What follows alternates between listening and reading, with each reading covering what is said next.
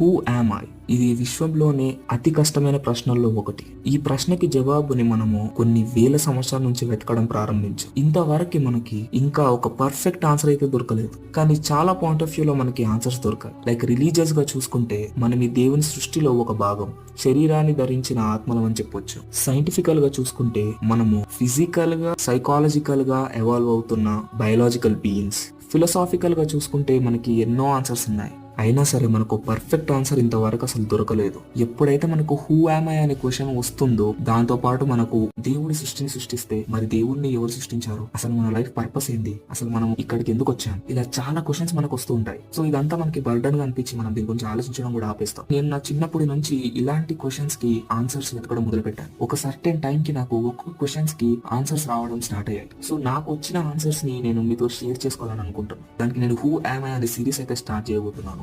Please support me for